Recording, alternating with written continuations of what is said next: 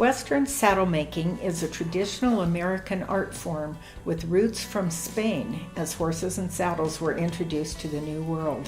Saddle making to us is the process of following our hearts, creating something magical, powerful, and fulfilling. Our process starts with Lisa designing each and every saddle. She draws her own patterns and then carves them into the leather. By hand, we cut and sculpt the saddle from the ground up. Loren is famous for his Spanish plait braiding in either leather or his own trademark pure silver lace. After the construction of the saddle, we lay on layers and layers of colored oil to give a rich tone to the finished product. Each saddle we built takes between 100 and 600 hours.